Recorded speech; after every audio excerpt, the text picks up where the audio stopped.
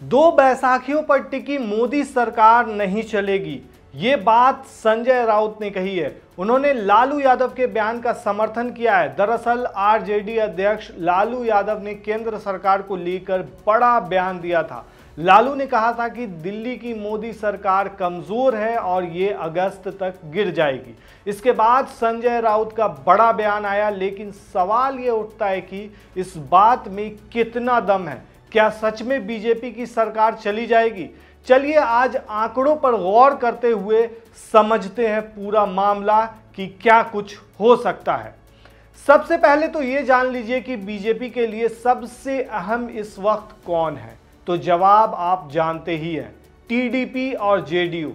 उस पर से चिराग पासवान का मामला भी कुछ ठीक नजर नहीं आ रहा है। दरअसल केंद्रीय मंत्री चिराग पासवान की मुश्किलें बढ़ सकती है।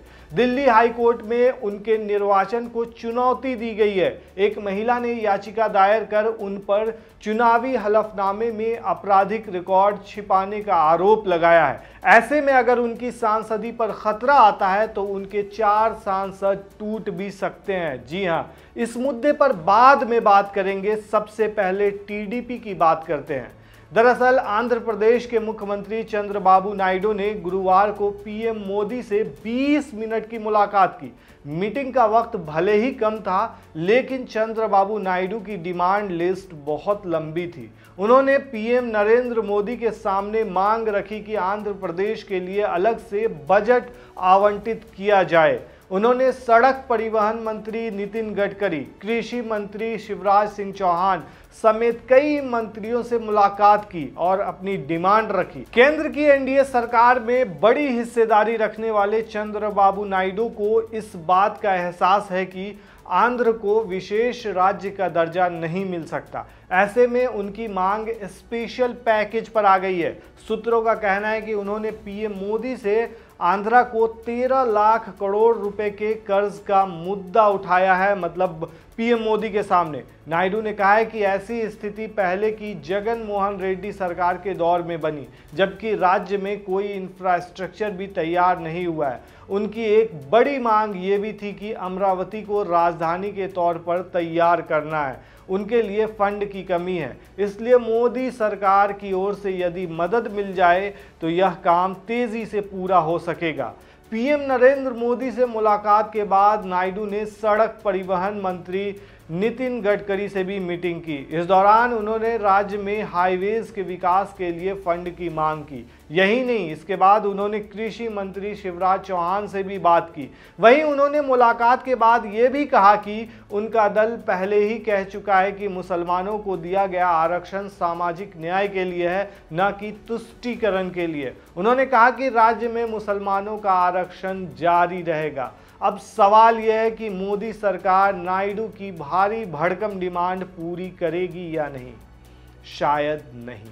बताया तो यह भी जा रहा है कि बीजेपी बिना टीडीपी के सरकार चलाने पर विचार कर रही है, क्योंकि अगर टीडीपी को हटा भी दिया जाए तो भी बीजेपी बहुमत के जादुई आंकड़े 272 से 5 ज्यादा रहेगी। लेकिन कितनी स्ट्रांग रहेगी ये आप समझ सकते हैं। अब ये समझिए कि जस्ट मोदी से मीटिंग के बाद चंद्रबाबू नायडू कांग्रेस के बड़े नेता रेवंत रेड्डी से मुलाकात के लिए पहुंच गए। हालांकि उनकी मुलाकात दूसरी वजह से थी, लेकिन बीजेपी में हलचल मच गई। इसी बीच ये खबर भी आई कि एलजेपी के सांसद टूट सकते हैं। जैसा कि बताया, एलजेपी में भी सब कुछ ठीक नहीं है।